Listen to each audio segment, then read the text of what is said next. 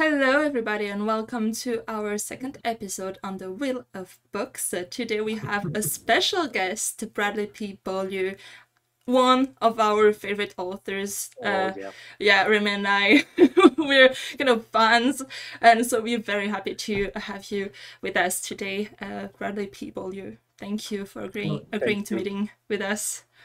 Yeah, And thank you for having me. And I'm just going to say right from the get-go, I know that you're going to introduce this as a spoiler interview. We're going to talk about things kind of Yeah. behind the scenes. And I've never done that before, not once. So I'm really looking forward to it because normally you don't want to give spoilers, right, for your right. Yeah. books. Normally the topic is what is the book about, and let's not get too deep because that would give too much away. But so this is a really neat format, so I'm looking forward to it. Thanks for having me. Thank you. So, as you said, it will be a spoiler interview. I have a small spoiler thingy at the top of the video, so you should be warned. And for our French speakers, I will quickly switch to French. So, bienvenue tout le monde sur ce deuxième épisode de The Wheel of Books avec Rémi. Aujourd'hui, nous avons en notre compagnie Bradley P. Beaulieu, un des auteurs préférés, en fait, à nous deux. On est complètement fans. Donc, on va filmer aujourd'hui un interview avec ce cher monsieur Bradley P. Beaulieu. Et on va parler donc de Sharakhai avec des spoilers. Alors, il faut avoir lu jusqu'au tome 6 et même les nouvelles et la toute Les dernière nouvelles. nouvelle après le tome 6. Donc, restez avec nous. Tout sera en anglais, désolé, mais voilà, c'est notre moyen de Technique. communiquer. Et puis techniquement, si c'est spoiler à fond, full spoiler, Ouais, c'est que les gens ont dû lire en anglais puisque la série est arrêtée pour le moment au tome 4 chez Brightwine. Le tome 5 est normalement en cours de traduction. c'est ça. So let's get back to English. Yeah. And so, Rémi, I think we Yeah. agreed that you would introduce Mr. Bradley P. Beaulieu. With pleasure. But do you have to introduce you again? But yeah. Oh yeah, right. We have to introduce our channels, right? Because we did an interview already with Bradley P. Beaulieu on both our channels. So Yes. we have two interviews for you that will be linked in the description below. So if you want to have a non-spoilery interview, you can either check Rémi's or mine or both because they're different. So they have both different information. We recommend you to watch it if you haven't read Sharakhai already, and we already recommend it to you without questions. Yes. Yeah. So we have Bradley P. Beaulieu here with us today, and Bradley P. Beaulieu is an author of science fiction novel, many science fiction novel, and the last one was released in December the 9th. It's Absinthe, under your nickname of Brendan Belcourt. I say it in English. Yes. And of course, author of many fantasy novels too. The Lays of Anushkaya, the first one, is a trilogy with two novellas, with Slavic and Hindu inspiration, and with a good touch of gunpowder. Stop me if I say something wrong. And the series that brings us here is The Song of the Tattered Sands, Sharakhai en français, 6 books, and the last one was released last year in July, and 6 novellas. The latest is included in an anthology. The name is The King Must Fall, and that makes me think, that the title is perfectly well found to make the link between the last novella, so the last novella of Sharakhai, and this anthology, so the King Must Fall, because we will talk about his son. And I have a first question for you. So after a year, after the last novel, and perhaps this last novella, how do you feel about the series you created? Yeah, so I mean, at this point, I am deep into the next world. I'm writing a new epic fantasy that's set in a bit more traditional Western European type environment. It talks a lot about empire, the haves and have-nots. It has dragons, which feature prominently in like the magic that's involved in the world. Um, and so I'm emotionally like distant from it. Yeah. But as always, as an author, there are things that are happening that bring you back to where you were because publishing the cycle is relatively slow. Things come out a year, perhaps 2 years after you've written them. And that time frame is just kind of extended, and so you're constantly being sort of pulled back into a project, or maybe a book, maybe one book in a series that you've done in the past. And so in this case, as you mentioned, the King Must Fall anthology, I wrote a novella called The Last Days of Old Sharakhai, which features King Assan, one of the main characters in the series. And so naturally, as people talk about it, I kind of go back to it. And I tend to go back and like review kind of my favorite parts of a story, whether it's a book or a short story novella. And so I did that again. I went back and just kind of reviewed some of the, how did it begin? How did it flow? How did it end? That kind of thing. And it's, for me, it's like I spend so much time, even on a novella.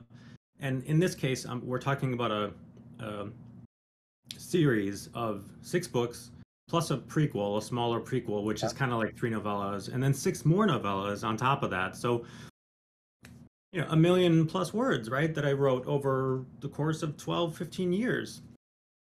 And so it's nice to like kind of to go back and to become sort of reinvested in the story a little bit. And especially knowing what they've been through. Now that I've written the whole arc, they went through a lot, those characters.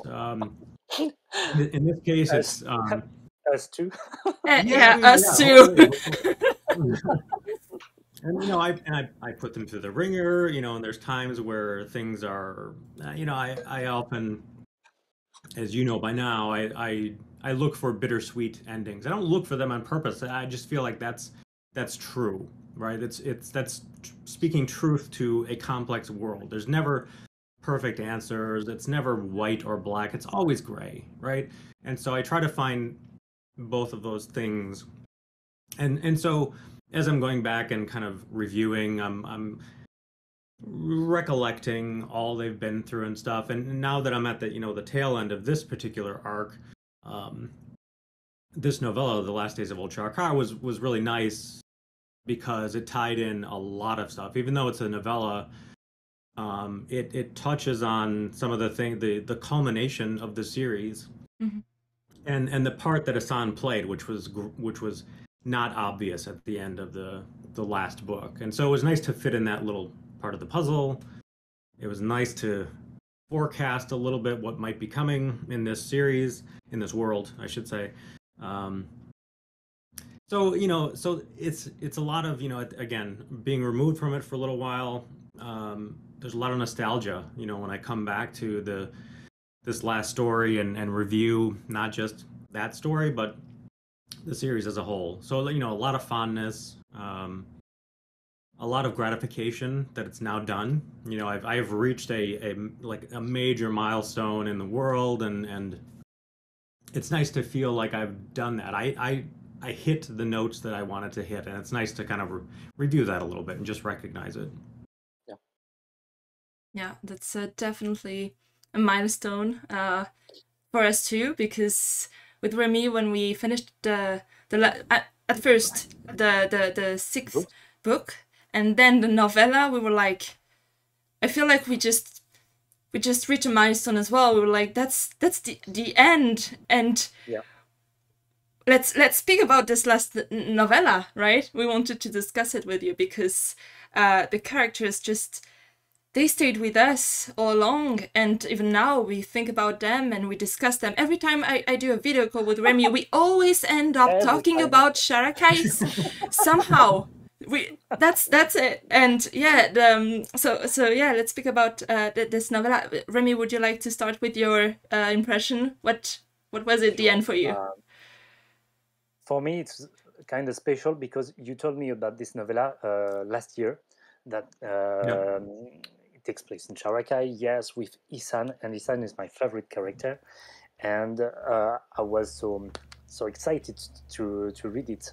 So it is the end, and maybe somehow it's it's like a new beginning and again another ending, because I say goodbye to the series last year with the book six, and I open up the new novellas this month, and it's a new beginning somehow, and as I say, a new ending. So um, for me, it was the best period in this novella, because, as you say, there is a little shadow in the story between the last battle and the epilogue. And Isan is just masterful. I found the Isan of the beginning of the series calculating. He think of his own interest just a little bit when his grandchildren ask him to take back the city and to take back Sharakhai. We can see that he think about it during maybe 2 seconds, but he think about it, and maybe if he wasn't doomed, what shows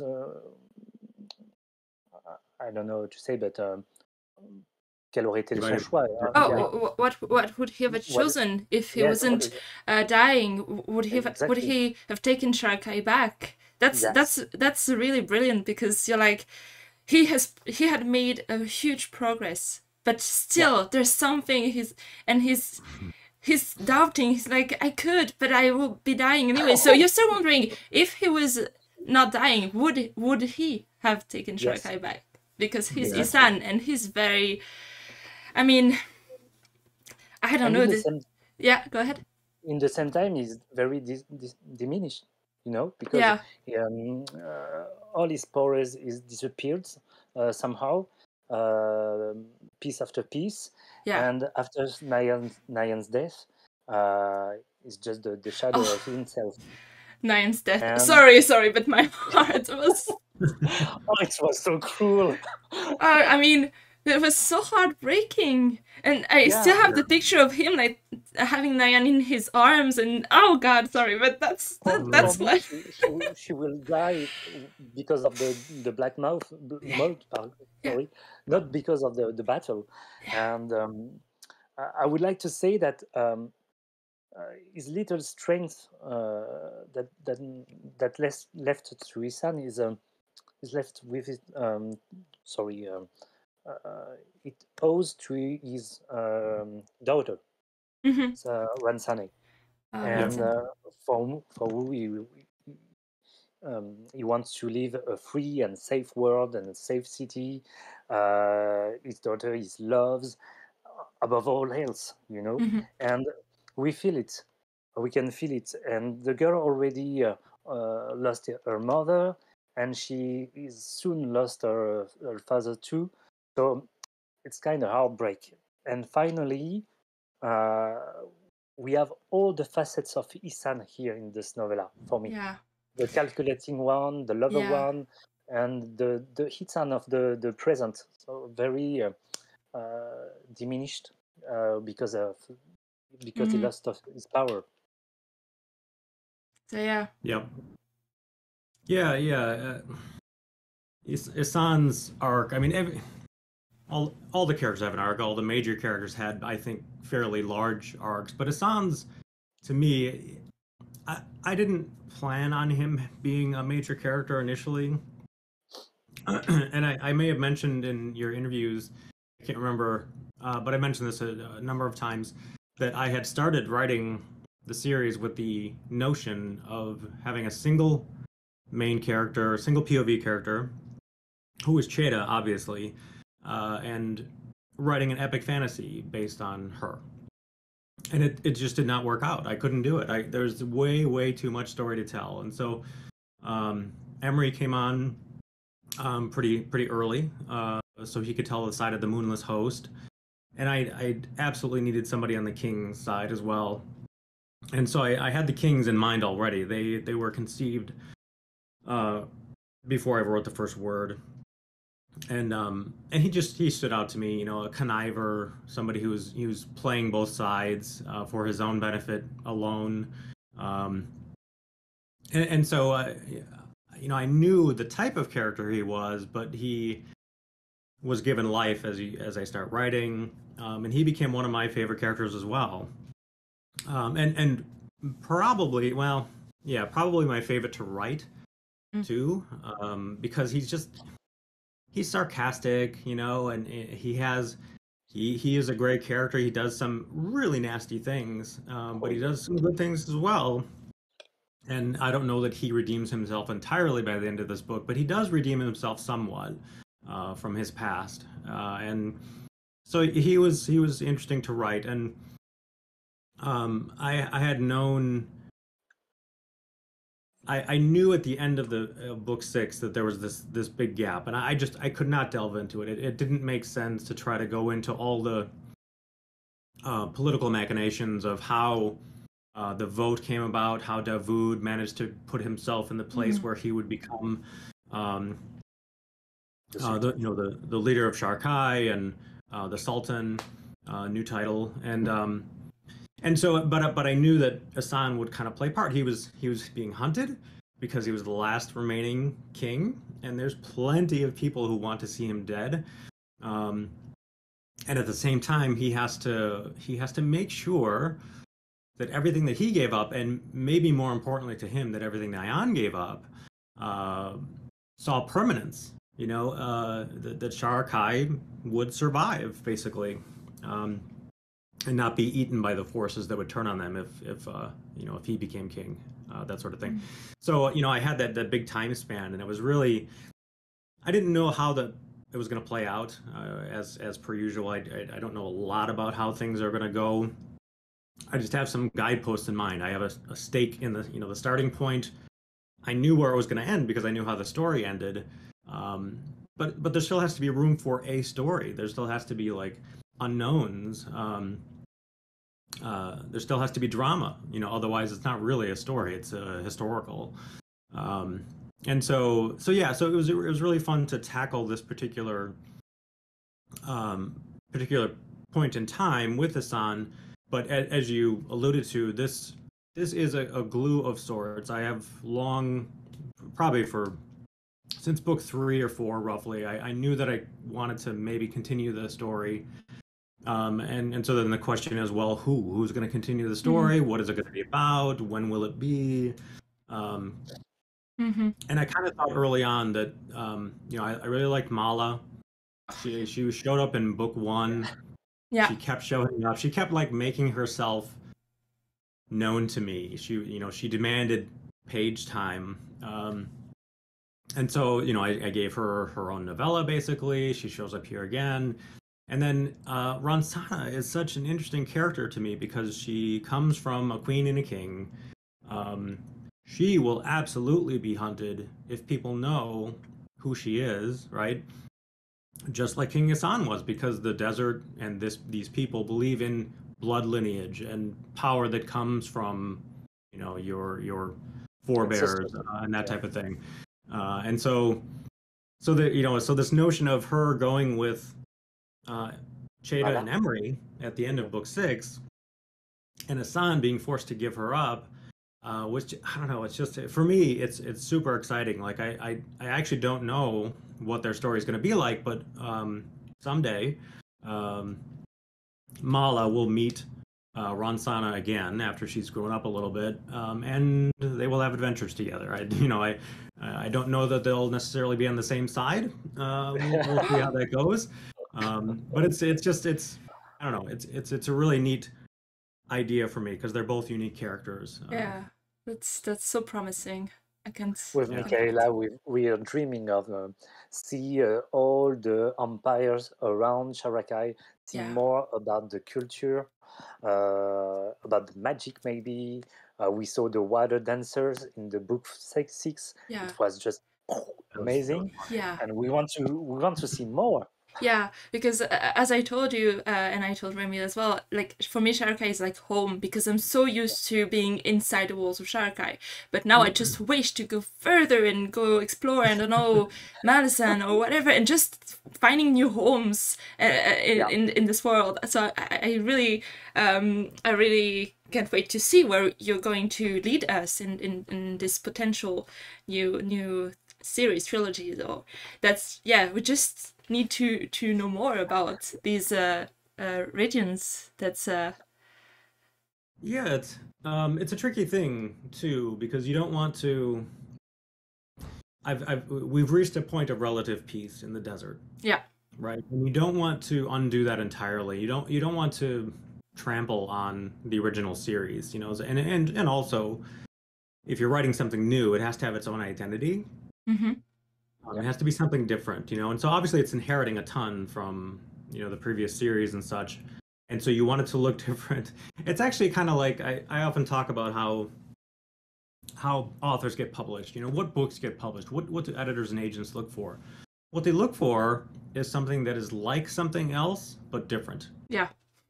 So it has echoes of Wheel of Time, but it's told through this point of view, whatever. It doesn't matter what it is. It's just finding some unique combination of familiar and foreign that attracts interest. And so writing a new trilogy based in the same world is going to be the exact same challenge for me.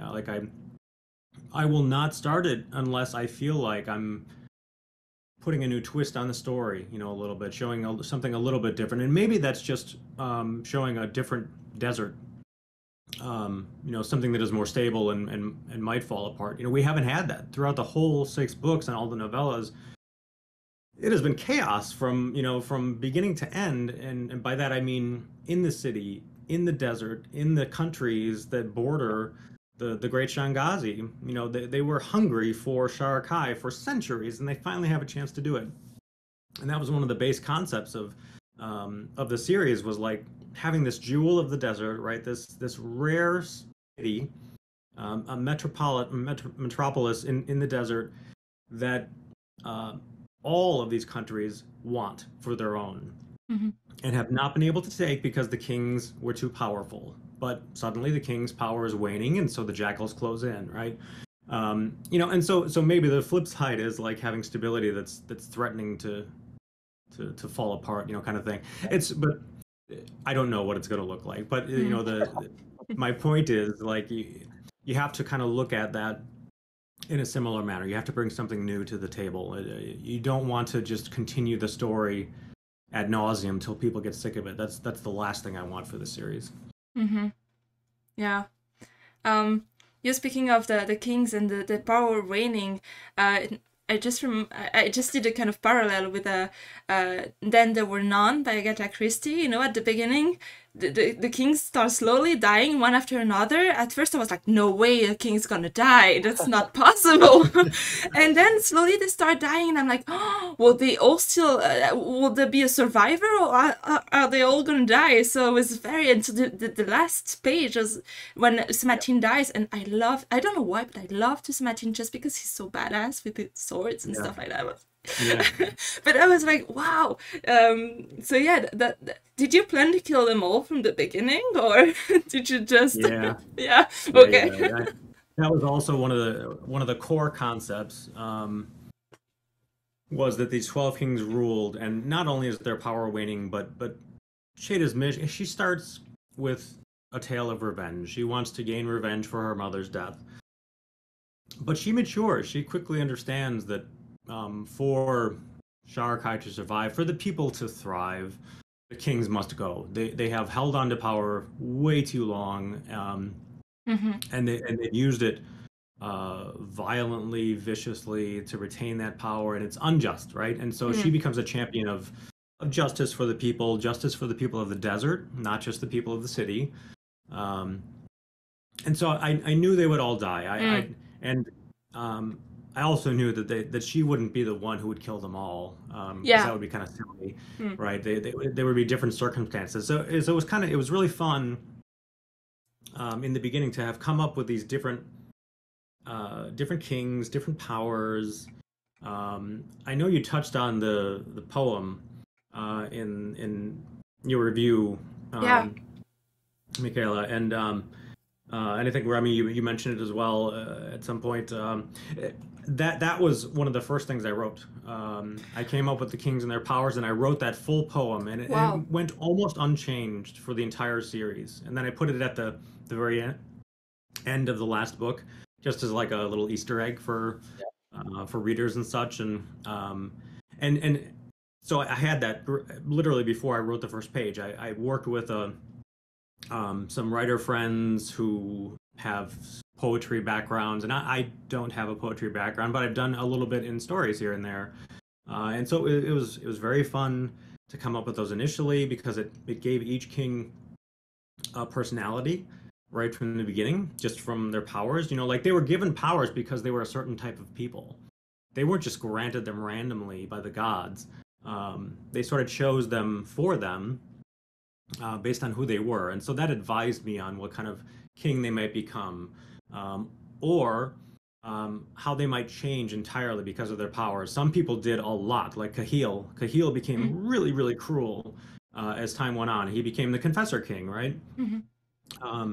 Others did too. They sort of evolved and devolved in a way. And so it was it was fun to work out who they were, and then that just gave me juice, some creative juice to figure out ways for them to die. They were given powers but also weaknesses.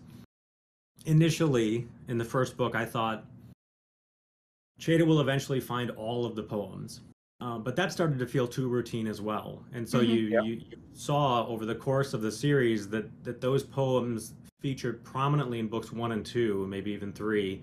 And they fell away a little bit because it started to feel like a cycle that I didn't like and I wanted to break, as time went on. And plus, just to be realistic, they were hidden very well. They were suppressed, they were changed, and it's difficult to get them all. And so I wanted to show that too. I didn't want that to be an easy crutch, for Cheda to overcome all of their powers suddenly. I wanted her to fight them head on, essentially, as she gained more power. Especially by book 3. Book 3 was her coming of age, coming into her own power book. And so I wanted her to face them head to head with her own power that she had gained over the course of the books. I wanted to see more of Kiral's power, and in the same time, I was so excited when he dies on the book 3. Yeah, and it was just a surprise because he's the king of the kings. Yeah. And the kings of the kings die in the third book. Yeah. Yeah, that was tricky. So many things in writing, not just this series, any writing for me. I teach writing and I talk about the cool factor, which is the notion of ideas that come up as you're writing. And if you find something that you like, but it doesn't match what you had planned, well, don't throw it away just because you hadn't planned on that thing, because that is your hindbrain working for you. That is your creativity finding things that you hadn't considered earlier.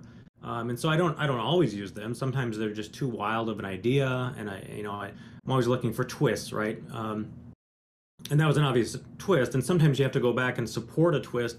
So I don't always take these ideas as they come, but if they come, and if I like them, I will absolutely do them. So I had planned on Kiral lasting a bit longer, but it felt like a decent time because I didn't want the kings to feel safe. I didn't want them to feel all-powerful either. I also wanted Miriam to be shown as a real badass. She surprised me too. She's probably my other favorite character of the bad people to write because she started out as someone who, again, revenge driven, and she absolutely stayed that way. She fell into that. She became revenge itself as the story went on, right? She's the clear opposite of Cheda. Cheda lives her vengeance, and in some way, Miriam couldn't find the strength to live it, to live her vengeance. And she became crazy. Consumed by it eventually. Over the death of her sister, and part of that was an excuse. Revenge led her to power, and supreme power, incredible amounts of power, and she liked it. She hated the feeling that she was helpless in years past. She hated that she was helpless when her sister died. And then when she started to gain power, she did not want to let it go. And so it was interesting seeing her. And so Corral's death worked into that, I think, quite well, because it sets Miriam up for the last 3 books in the series as a real player, someone to contend with that is outside of the kings, right? She is akin to she's absolutely on the level of the kings, maybe even more powerful than most of them. And so yeah, I like showing that, and along with the other Queen Alensal as well. Oh yeah.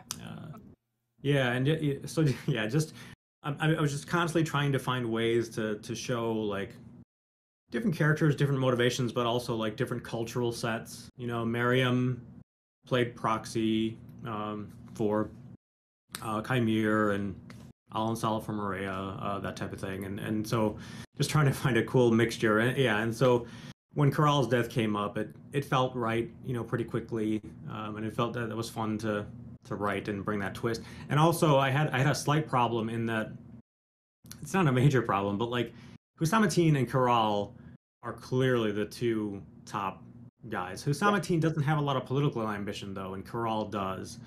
And so I kind of wanted, like, I liked the idea of having Corral out of the way so that Husamatin was almost forced to take the reins a bit, because I knew he was going to be the last king to die pretty early on. Yeah. And that Cheta was going to challenge him in some way. And I didn't really know he was going to become a sort of ally, you know, along the way. But you know, so I had choices. I could have Husamatin confront Corral directly, or have this other weird twist, you know, come into play. And so it was fun when that came up. Yeah, for some reason, until then, I was persuaded that Husamatin will change his mind and become an ally to his son and just leave Sharakhai for the others. But I was surprised that he wouldn't let go. He would, yeah. I don't know. As I said, I really liked Husamatin, so I was like, just leave Sharakhai to the others. Live your life. Just stay badass. And yeah, I mean, Husamatin, I mean, he was super fun to write too, because he is rigid, right? And you know, Assan'S, you know, flows with political wins, right? I mean, he has his own goals, of course, but he shifts constantly to get what he wants. And Husamatin is like, nope, this is the way it is. This is how it has always been. This is the way it's going to be. And so you know, it's actually kind of fun to write those characters who, even in the face of a reasonable proposal, you know, by Assan'S or Cheta or whoever, he's like, no, that's not going to happen. And you know, and those people exist in the world, you know. And so it was kind of interesting to write, I don't know, and an authoritarian who does have a sense of honor, but also like duty to what came before, and so much so that he's blinded himself to any other possibility. You know, and so he more than any other king represents the old guard, and so he had to fall. You know, that is the representation of old Sharakhai in essence, and so he had to go. So yeah, I was that battle, that duel between him and Cheta, I had envisioned since probably book 2, roughly. I knew roughly how the story was going to end. I knew that he would probably be, besides Assan'S, the last to die, and so yeah, it was that was really sweet as an author to write that scene. It was just a long time coming. And speaking of death, we have the Marian'S Death. Oh yeah. It is just perfect. At the beginning of the book 6, I thought I would like to see Ramad kill or be here at the end of Miriam, because for me it was just the perfect ending. They are together since the beginning. They are a family. Ramad is brother-in-law of Miriam, so it was perfect to finish the life of Miriam with Ramad for me. Yeah, hers too. I mean, I Miriam took a lot of twists that I didn't expect along the series. Again, she demanded more time as the books went along, and I didn't know that she would become this person exactly when I was writing the early books. Um, but by the end, I, I I wrestled a little bit with how she would die. Um, I knew she had to, and I wasn't sure if it was going to be something where it would be a battle of some sort, uh, or what. But I liked this notion that she was almost like forgotten, like she was nothing. By the end, the demons ignored her and the god ignored her, and Ramad was like, it's just time for you to go. Almost no emotion at the end. It's just time. Um, so that was actually not fun to write. It was gripping for me to write because again I had envisioned that for a while. Hmm. And her, sort of similar to Samatine. I mean, she was again consumed by her sense of revenge and stuff, and just couldn't let that go. So she had to go as well. Yeah, for the desert sake. Yeah, Hmm. yeah. Yeah. Hmm. Speaking of Miriam, I was really surprised by Ashel, and I think I understand you kind of left some clues in the first books that there was Yeah. this place, this kind of fallen god, and I was like, no way. You know what, Rémi? That means we need to do a reread. I'm rereading. Yeah, no, that's okay. So how does the oh my god, how has it built up for you this coming of the gods more and more present, and then the fallen god Ashel? Yeah, so the young gods are the descendants of the first gods who left the world, and I so early on I had this notion of like these young gods being jealous of the mortals that lived. I didn't know why, and I had this notion of these elder gods who made the world and left. And I needed a reason for the young gods, to be involved at all in the story. Like, what were they doing? And they were kind of the main driver all along, although no one really realized it until like later in the story, books 5 and 6. Um, and so I use blood a lot in the story, and this notion of inheriting things, but it also gives you power. And so the elder gods created the young gods, but did not give them their own blood. They did not give them their power. They had power of their own that was kind of tied to the land, and so they were stuck. They were essentially anchored to this world. And the elder gods eventually grew bored and left. And the young gods like pined for them. Their parents essentially were gone from the world, and they missed them desperately. And so they dealt with it in different ways. There are other gods besides the main ones who play a part in the story in other kingdoms, who are also left behind, and they kind of deal with it in different ways. Some sort of toy with humanity, like the Erect do. But these particular gods made a plan. They were forbidden from going to the next world by the elder gods, but they wanted to defy that. They wanted to reach the land beyond, even though theoretically they can't get there. And so they created this scheme in which they would get there. And it's sort of they have kind of a precognition ability. They can see into the future, but it's more like the Greek or Roman style gods, where they know humanity so well to the point that they can kind of predict things. And there is some true precognition involved, but like their plan was sort of evolved around, this is how things will go if we do these things, which led to the kings gaining their power in the first place.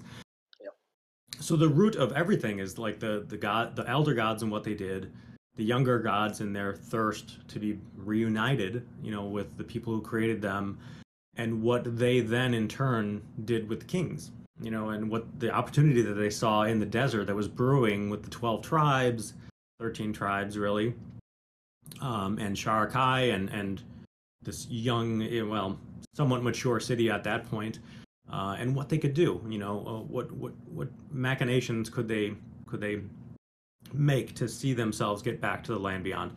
And so early in, I think it was the first book. I'd have to go back and look at this point.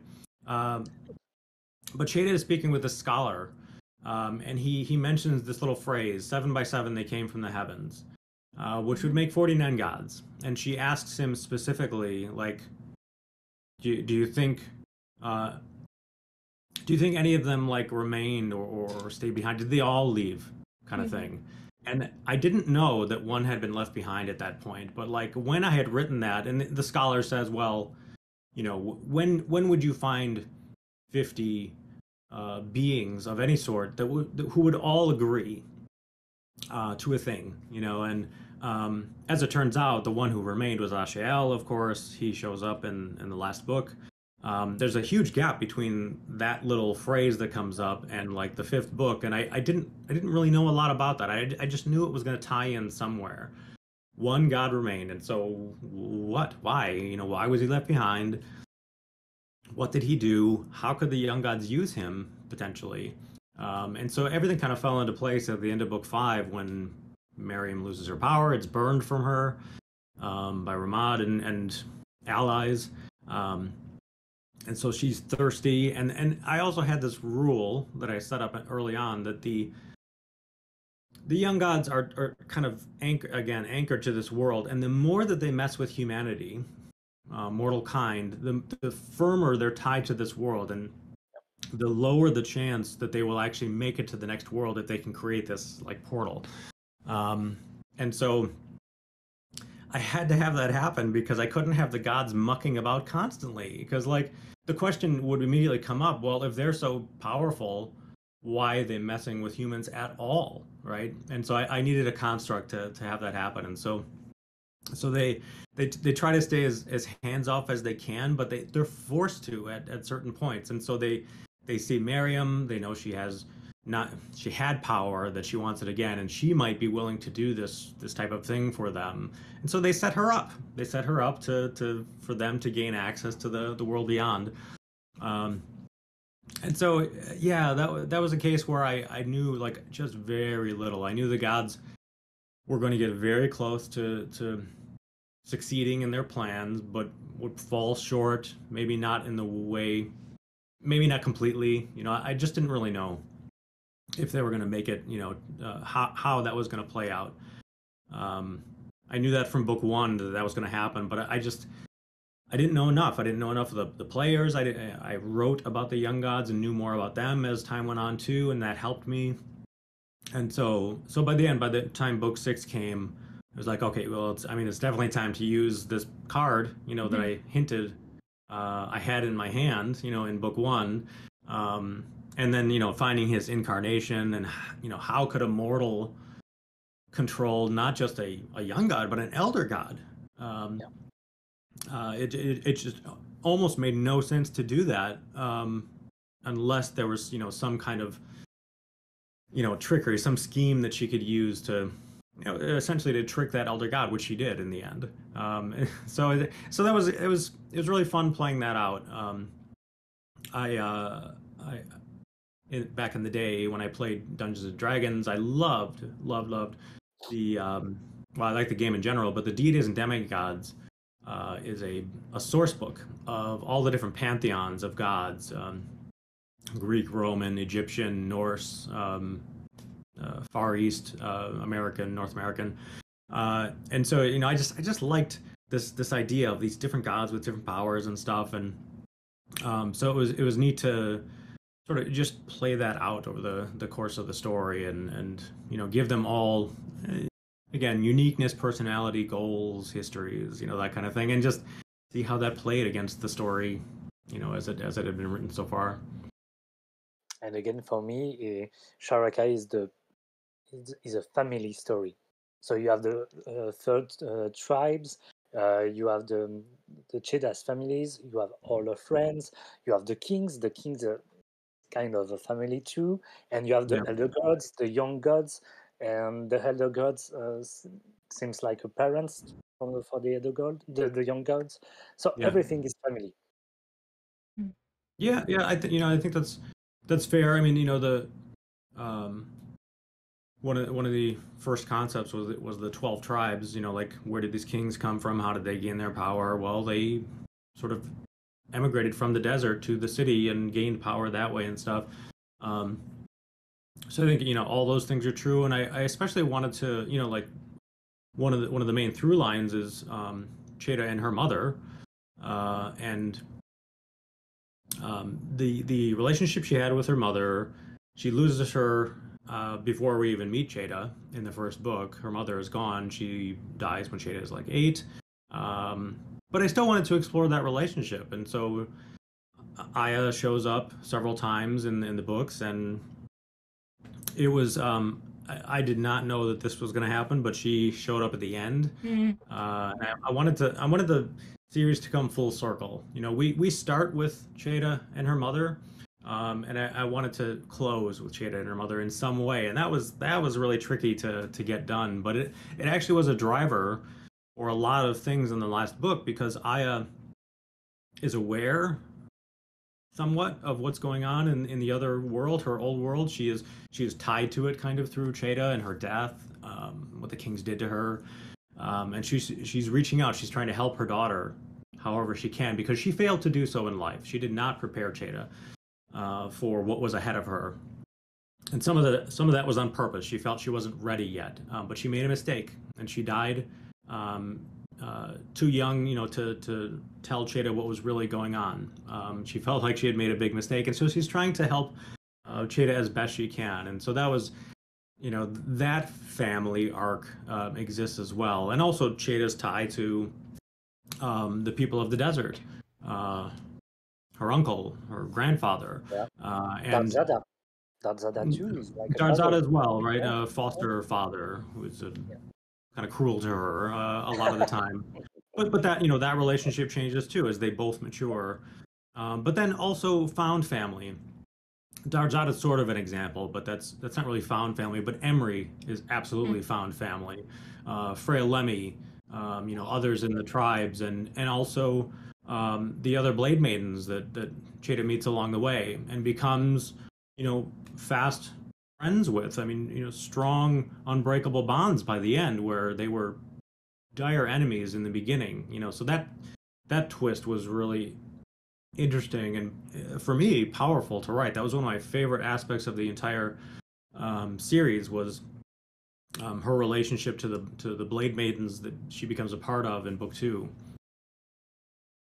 I like the twist of the dynamics as well on the book 5, when Cheda and the king must to make peace and join her. It's like a Marvel team up, you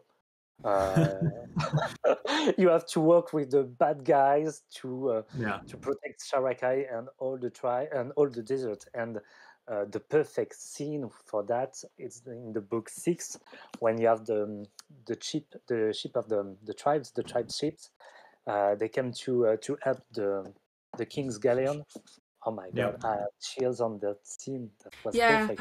And Cheda, like I imagine Cheda and like slow the sheep going out of this kind of misty sand mist with the 13 tribes behind her, and her being at the front. Oh god, I got chills at this moment.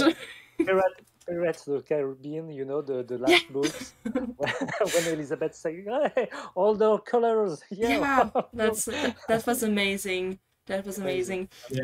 And that to go with what you just said, I absolutely loved how we started with a war for power, a war for revenge, and then it twisted to a war of ideas, where the Sharakhai was more important than just getting Cheda's revenge or getting power from Miriam's side.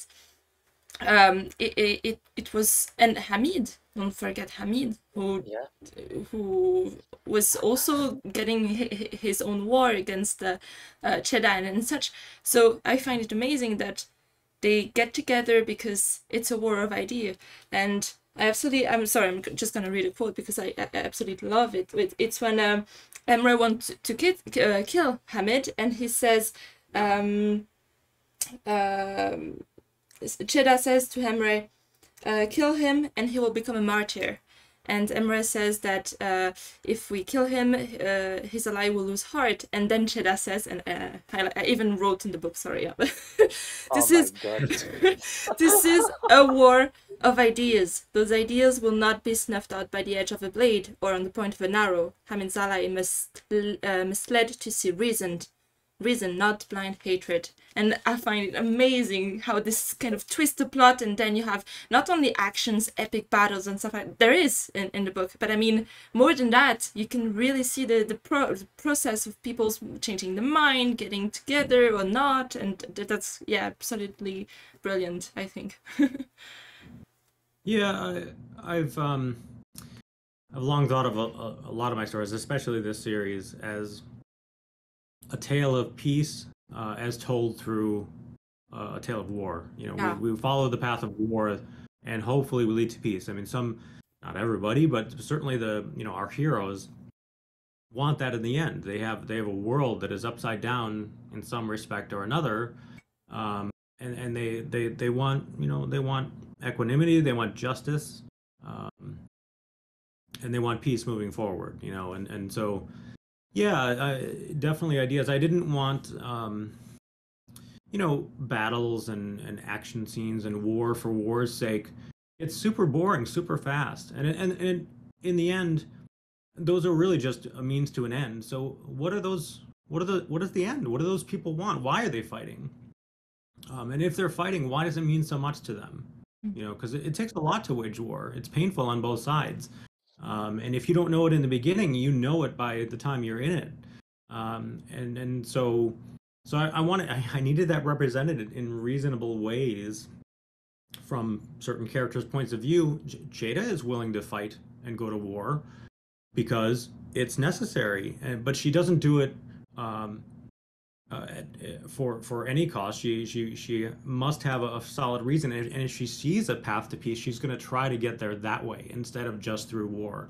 And so that particular phrase is very representative of her and her allies in a lot of respects, and the books as a whole, the whole arc that I'm trying to achieve and get across, is kind of represented a bit there. Yeah. And just speaking in general about like the nature of what they're trying to achieve, and like the war of ideas and that sort of thing. I have to mention Davoud, because Davoud started out as not a throwaway character. I knew he was going to play a part in the series. But he was fun to write too, because he was just a bright-eyed, brilliant young man in the beginning. Callow, right? He was new to the ways of the world. He did not understand how the desert worked, how politics worked, and he was thrown into it after his kidnapping. So he went through quite an arc too, and so he, again, smart, but not everybody who's smart can manage a situation like that properly, politically, with deftness, and he eventually does. He makes some mistakes along the way, but he grows a ton. So he's another character where I wanted to. He represents kind of the common man in a way. He's a baker's son. And we see Taylor and his time in the stalls, in the bazaar baking bread, and stuff, and so maybe even more than Cheda, he represents people of Sharakhai, not the freedom fighters, not the people who are trying to wage war, just people who are looking for peace and prosperity, essentially, and so I love this notion, like by the middle of the series, I had to figure out what's going to happen with Cheda. Is she going to rule the desert by the end? I don't know, and that didn't feel right to me. And so then the question is, well, who is going to take the reins? And he kind of stood out. By book 4, I kind of knew that he was going to take the reins eventually. But but it had to be sold too. It couldn't be this thing where he's just, oh, everybody picks Devood, you know, because that's convenient for me as the author. You know, he has to make his mark on the world, and people have to believe in him.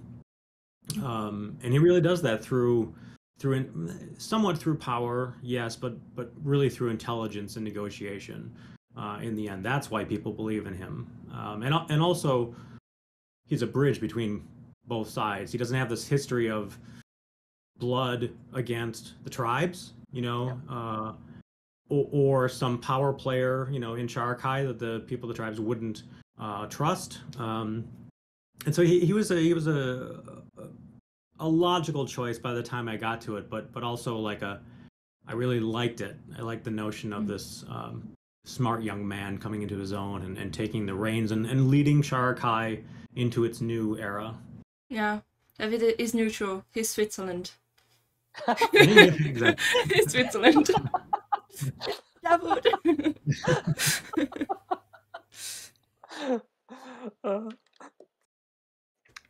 At the beginning, I thought that Brahma would reign, you know. Because he's like commoners, you know. So he helps people at the beginning. He have a charity soul, you know. But he changed. From books to books. He changed a little bit, and Dawood was a perfect choice. Yeah, poor Brahma. He's probably one of the characters I put through the most in terms of like pain and anguish because of his relationship with Rumayash, the Arek. And Anila is quite good. Anila is quite good too. Yeah, they make the pair. Poor Bob. Yeah. Oh yeah, that's true. That's true. Yeah. Brahma was interesting, and partially because Cheda was the one who got him into that. Like because of her desire to rid herself essentially of Rumayash, who had sort of gotten interested in Cheda and wanted to, you know, kind of mess with her a little bit. She pulled Brahma in, and then all this other stuff happened. And that's one of the interesting things, just talking from a writer's perspective about these novellas, is like the books changed a lot because of the novellas. I found things about characters that I did not know, you know, beforehand. They became more complex to me, more interesting, and I was able to play some of the events that happened in the novellas and fold that into the main storyline. And so it's, I don't know, for me it's neat for my sake, but for readers' sake, to be able to sort of see different corners of Sharakhai in the desert and see how it's you know, I often call it the jewel of the desert, right, in the books, and I want to show different facets of it, and then show how that stuff can play and affect, you know, the main storyline, because it's not just about Cheda and Assan and Husamatin.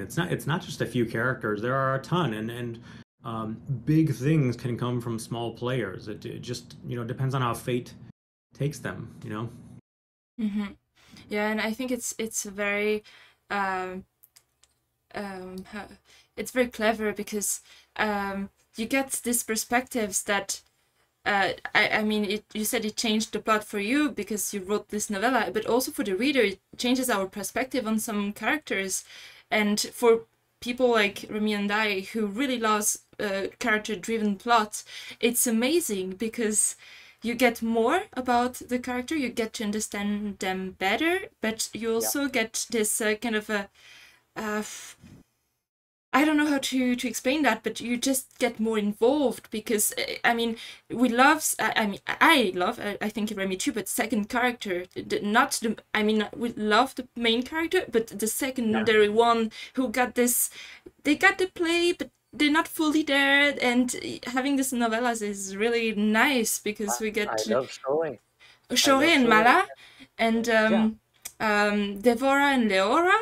That's, oh my god, that's, it was my following question. yeah, I'll give it to you, but also Jaga, love it. And that's the thing, if you talk to me about any of the characters I would remember who it is. There's sometimes you get a secondary character and you say, I don't even who was she, but not in Sharakhai. You know their background, you know what they went through, you know. That's I really like it. I mean, now if a book series has novella, I'm like, okay, that's sold. Give me the novellas. Yeah, I mean, the novellas were just from a mercenary perspective. It was a way for me to write something and get it out between books, to keep readers interested in the series as a whole. And so that was honestly initially why I started writing them. But now that I've done this, and I did it with the Anaskaya series, as Rémi mentioned, I will never not do this now for a larger series. There's just too much to tell, and like I mentioned, I was writing this new series called the Book of the Holt, and it's set in this gigantic Amazon type forest with like Endor type trees, gigantic towering trees, and it's wildly different than Sharakhai. Like I get to actually have humidity and rain. Oh, cool. And like birds that live in forests, you know, and that kind of thing. I have a question. That is the Precipice trilogy that you talk about in your... I've renamed the Precipice trilogy to the Book of the Holt. It was a question with Mikaela yesterday. I thought I think it's the same, but I'm not sure. I see you tweeting about ill winds over Ancres. Yeah, that's book okay. one. Yeah. I was like, what's this book? I didn't follow all the... Yeah. I had pictured it as a trilogy initially, and this whole precipice idea is like this empire at the brink of change, which is where that came from. But it never quite sat right with me, and so it's the Book of the Holt now, and it'll be Book of the Holt 1, Book of the Holt 2, that type of thing for the planned 4 books. And I just like Sharakhai, I had started writing it as 2 characters. Mm-hmm. I have one character who's an inquisitor. She rides a dragon. She looks into mysteries of things, plots against the Empire, and a thief from the Holt, from the forest, who goes into the capital cities of the Empire, and these two get wrapped around each other, their stories. And so I was like, you know, I'm going to write a book that is epic in nature, that has just these 2 main characters. I'll just go back and forth, then I'll be able to tell everything. And just like Sharakhai, it's too big. I already have like 5 main POV characters, and I know I'll just sprinkle in more. So it's actually different setting, different story, but just structurally, it's very similar to what happened with Sharakhai. And so I'll be going, you know, back and forth and stuff with that. Yeah, so talking about novellas. So I know, I mean, I come across characters every now and again, and I feel like I'm not exploring them enough. Should I explore them more? Do I need to? You know, and sometimes you just can't do it. It detracts from the story. It would make it too long and senseless, boring, too much diversion if you go on these side quests all the time and talk about their lives and stuff. You just can't do it. And so there's a number of really interesting characters to me already, and I'm sure I'm going to be doing the same thing. I'm super invested in the story in general. For decades, ever since the Dragonlance Chronicles and Lord of the Rings, I've kind of pondered a dragon-based story and just never found an idea that I liked enough to do it. But I really like this world, and so it's going to be fun to explore some of these nooks and crannies, just like I've done with Sharakhai, and just fill out the world a bit more. Yeah, that's really nice. I like that you say side quest, because when I play video game like Witcher 3, I'm like, I'm living for the side quests. Yeah. Yeah, I mean, if the story is good, right, they're really fun. Yeah, definitely. But, you know, The Witcher 3 is a good example. The Zero Dawn, Horizon Zero Dawn is another example. Those and the new one, the Forbidden West, that just came out. There's a number of other good ones. God of War is another good example, where the side quests are they're just really well written, you know, and really well like portrayed, acted, and stuff in the story. So they're fun to go on. I know, Rémi, you had a question about. Sorry, because I That's okay. Now I have a question for both of you, and I will tell you my answer after that. But for you, what is the worst death in the series? If you have to pick one. When you say worst, do you mean most painful? The most painful, the most emotional for you. Oh, emotional. Not for the character, just for you. Yeah, it's got to be Brahma for me because he's, I mean, Nyan too, Brahma and Nyan.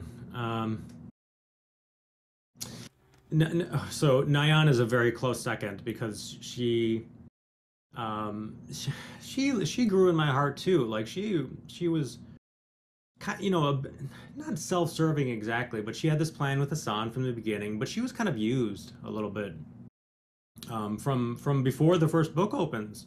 She was set up to take her father's place, King Azad, and the other kings kind of used this woman to take the man's place, and she couldn't be herself, right? And so she was hidden throughout most of the story until she sort of comes into her own mid-series, and then she kind of like, this is mine. I am taking my queenhood, and you're not, putting me back in that place again and stuff. And so she had a really unique story in my mind, and when the notion of the black mold came about in book 5, oh man, I had this notion of like, so early on, Queen Nyan and King Assan'S, they make this special draft to give them long life. And I'm like, I have to use that in some way. Like that has to come back and bite them at some point in the story. And the way that it came back was their key to living forever killed them in the end. And so when I first thought of it, I'm like, oh man, this sucks so bad. Because I liked them both by then. I kind of wanted them to live forever, right? But I'm like, the King Assan'S definitely can't. He has to pay a price, especially. But it made sense in the story for Nyan to go, and to show that she was about her daughter's future and the city's future too. I mean, she was obviously focusing her thoughts on her daughter at that point.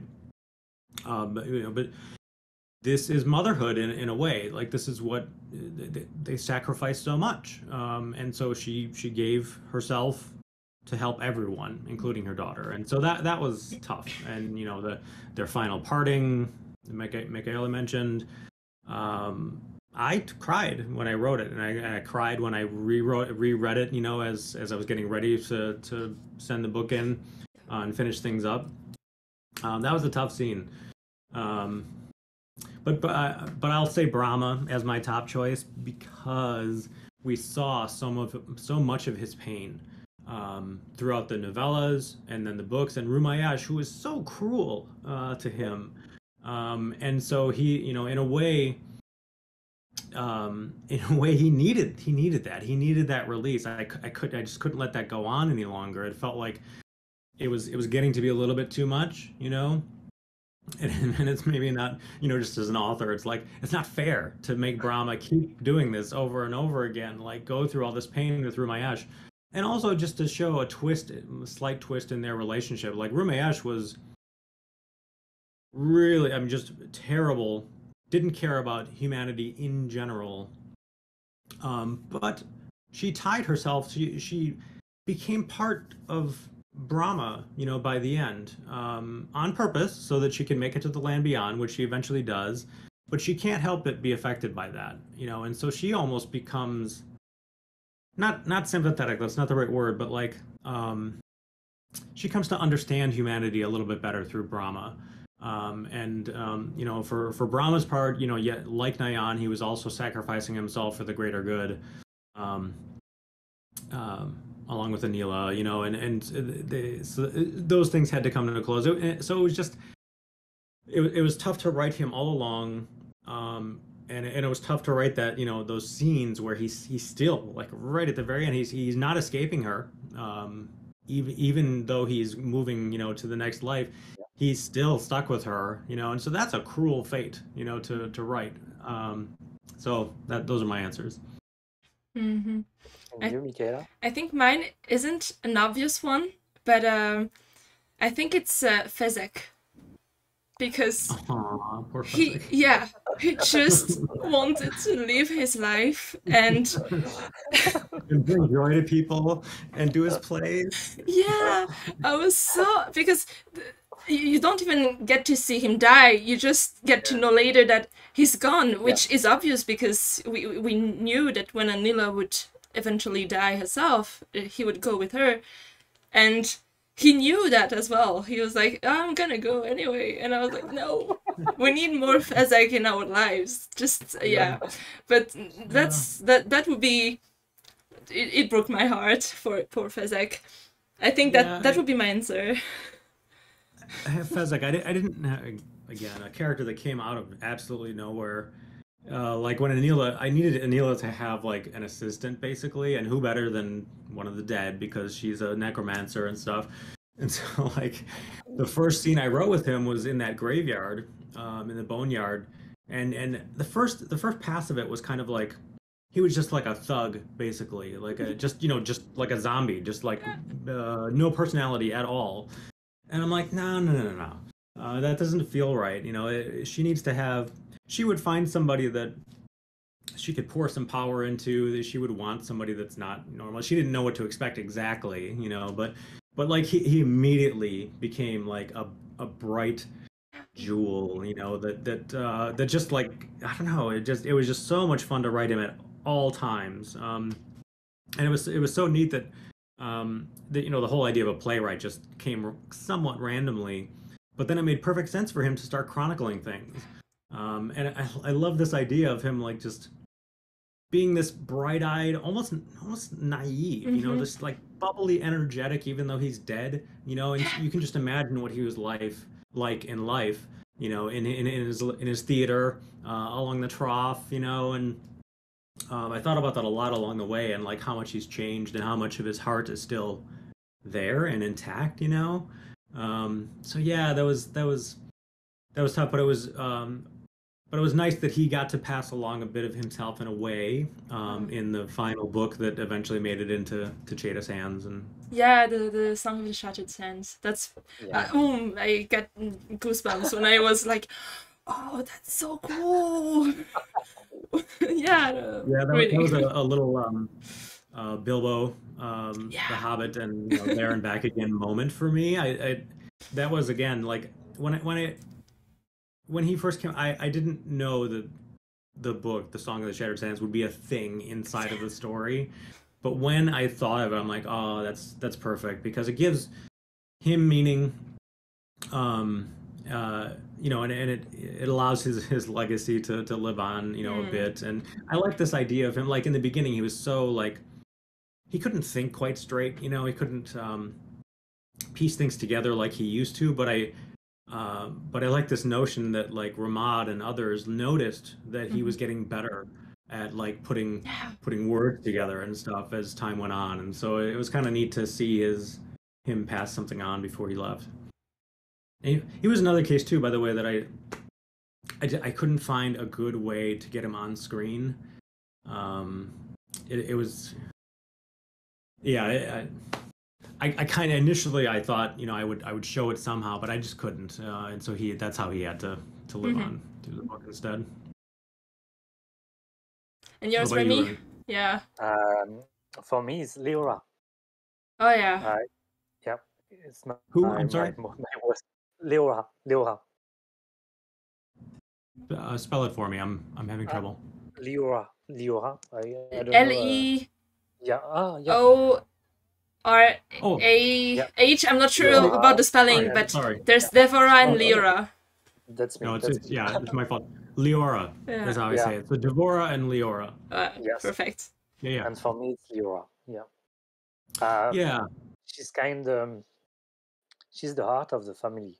She's the heart of all the tribes for me. So and I bought this one, but it is a signed one, and I waited. Je l'ai attendu. I waited for it. Yeah, I waited for it. Yeah, and I couldn't wait, so I bought about the audiobooks, you know.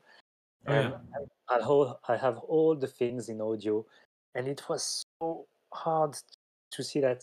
For me, the Leora death is the beginning of the ending. Mm. From this chapter, that signed the ending of all the books, you know. Yeah. I Yeah, think. so those two, Leora and Devora. So I had Leora in place before I had written um the novella, before I even had an idea that I would write about them. And I will admit, a lot of my own grandmother on my mother's side went into her, and Devora sharing a body essentially. Um, and it was pretty neat. It was pretty fun and special to go back in time, a couple of generations earlier, and show, I don't know, what life was like, but also show the permanence of the kings. Yeah. Because the kings make an appearance in that story as well, and I wanted to show how they gained their ability to sort of share a body through night and day and stuff. And she just became like what we would typically think of as a grandmother, someone who is trying to pass wisdom, trying to protect the young, right? Because she knows her time is limited. So she's trying to, make a better world, pass along her knowledge, before she goes and such. Yeah, so she became both, but Leora especially became just a sweet protector, and was, even though she didn't know Cheta when she was young, she made some inroads. She tried to make connections, along the way, once they did meet, and that sort of thing. And yeah, that was another case too where I did not had no plans for that to happen really, but once, something had to happen to help Cheta, and it's nice that Leora was able to, again, to have meaning, through her death, and help not just her children, her descendants, but her tribe. And she knew, by then, all the people of the desert. She was like fiercely protective of, especially the desert people. I don't know that she cared a lot about Sharakhai, but she just wanted the desert to remain, and that sort of thing. And so it was nice, and again, bittersweet to have her do that. Yeah. Rémi, do you have any other question written down? No, for me it's good. Yeah, I mean, we have a tons, but unfortunately, time is limited. I don't have any more questions, but I have a request. Okay. I mean, request. We need a cookbook about Sharakhai. Yes. I cannot read another page with cooking, and I just need to actually taste what it is like. Yeah. Some as most people know who've talked with me, I'm a foodie or follow me online. I'm a foodie. I really like, and throughout my books, but especially this one, like, just in regular life, I love trying foods from other places because it says so much about who they are, who those people are, what ingredients are available in those places, or at least what were, historically available. A lot of food came from making do, with whatever you had, but then refining that to the point where it tastes really good. So taking, what might have been unexpected ingredients at the time, or poor ingredients, the leftovers, turning things like the awful, or the unwanted cuts, from meat into something just unbelievably delicious, and so new techniques were created along the way. So when I travel places, I love just going to restaurants that are like authentic, and or just unique, to that area, kind of thing, that have, and they tell a bit of a story. And so I wanted that to, it just came out a lot because I wanted that to, I painted Sharakhai as like a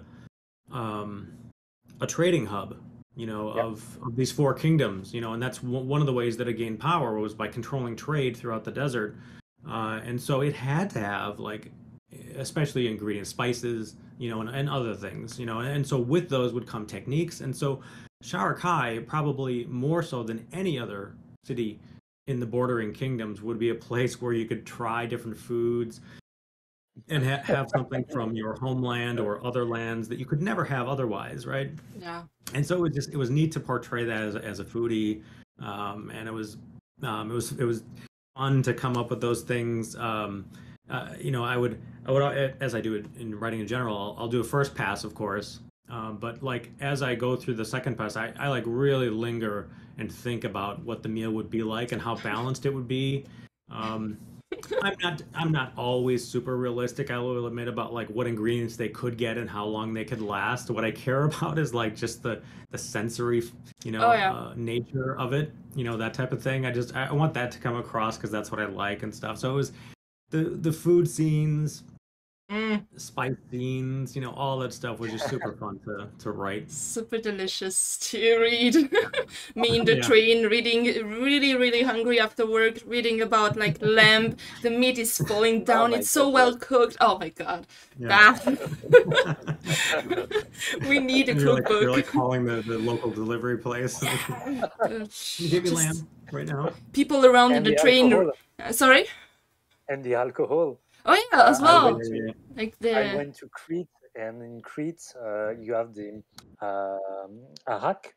It's like the Turkish arak, but it's from Greece and Crete. Cretan arak. It's just perfect. And I tried the honey one. It's my special for Isan. Arak in our world is like a specific alcohol, and I took it because it was sourced in like the Middle East, and but it quickly became something like mezcal, that's taken from like the fruit of a tree or slash whiskey. It was like kind of a combination of those two alcohols, and then so once I had that, I was like, oh, this is cool because then I can like have different flavor profiles. It's not just one liquor, and like, oh, these tribes would absolutely make their own, and be like, they would boast, our Arak is the best, and there was one, the famed Tulagal blend, right? That was the best of the best. Yeah. It was just fun to play with that a little bit. Yeah, I remember Rémi like risking his life going in spying in the in Hamid thing, or I don't remember exactly, but just getting a bottle of Tulagal. It's like, that's that good. Yeah, gives it to Emery, and Emery's all pissed off, like, that's what you came for. Yeah, exactly. Yeah. It was crazy. Yeah, that was fun. Yeah, well, that's a good way to. The cookbook is being developed slowly over time. Oh no, it's not really. I'm saying in my head. Oh, my camera. Okay, I would buy it. Just know it. I would buy one sale. Good. Yay. Okay. Do we have any question, any discussion? I think. I mean, as I said, we would discuss. I mean, if it were, forever, like hours and hours, if it were just for us. But we're busy. We're adults, and that leads me to. Okay, not getting emotional. Just thank you, Bradley Beaulieu, for writing Sharakhai. And just when you were speaking all along, I was just like, that's crazy how this world, how these characters could just come from a single human being. And now it's with me. I'm just... That's crazy. I mean, that's the magic of literature and fantasy. I can't get enough of these characters, and seeing you talking about it, like you're actually telling the story of persons it feels like it, like you got to know these characters, and you're just sharing their lives, and that's just just getting emotional here, but that's crazy. Thank you very much. In the same way, Sharakhai is you and you are Sharakhai. Yeah. Because we talk with you on Facebook or Instagram, but seeing you last year during our interview, or now, we can see how profoundly human you are, and profoundly foodie and family oriented, and it's something so good to read your book and see that the man is like his book. I don't have a good English word for that, but Yeah. you write something very profound, very, very human. Yeah. And my favorite thing in this series is the family thing. So thank you Thank you so much. Well, yeah, thank you for having me. I will say that when I first heard this phrase that the writer brings half of the story in the words that they write, and the reader brings the other half, so 50% each, right? When I first heard that, I was like, I don't know if I believe that. But the more time has gone on, the more I absolutely believe that is 100% true. That the writer only brings so much, and the experience that the reader has is only partially driven by the words on the page. The other part of it is by their own experiences and their own desires, their own fears, their own imagination. And so it's just lovely for me to talk to people and have this kind of conversation where we're kind of talking we're talking about this kind of thing, like what I brought to the table and what you guys received, based on what I wrote, which was not everything. It's not all me. I didn't bring all of that. You brought some of that too, and that's like the beauty of literature, is to be able to have almost a communal experience, right, between writer and reader, and even readers among themselves as well, who can experience it. And so I often say that finishing a series, a book, whatever, is bittersweet, and it is. But this one's a bit different because it's wider and broader. I went deeper into the story than I have in the past, and it is longer. And I invested heavily in these characters for 10 plus years, to get them down. It's a huge part of my life, and so it's just a joy to be able to talk about them in more detail and share things beyond. 12 Kings is about Cheda, and we meet her, blah blah blah. I very rarely get to go beyond that type of thing, and so it was just really nice to talk beyond those things and to really fall into the world in a conversation, which it just doesn't happen for a writer very often. So thank you as well for thinking of this type of format and for inviting me. I really appreciate it. Thank you. Thanks. So I think you have understand that we recommend Sharakhai very very much if you still haven't read it, or if you're looking at this interview, you haven't read it, but we love Sharakhai, okay? Sorry. And read the novellas as well. And read the novellas if it isn't done yet. Yeah. And sorry, I got emotional, and I lost my thought. My brain is already like grilled because of the warmth. You think of the food, I think. Yeah, also food, yeah. But yeah, thank you for being here for this interview. I hope the viewers enjoyed it. If you have question, we can still discuss in the comments below, yeah. And we'll see you soon in our podcast, and don't hesitate to go to Bradley Beaulieu. He's very accessible. You like to chat with the readers, so that's also a big plus. Thank you for that, for the emotional support when you end Sharakhai, like, Mr. Beaulieu, wow, that was amazing. Yeah, thank you. It was very nice. Thank you so much. And see you soon. Okay, thanks for having me. Bye. Bye-bye. Bye-bye.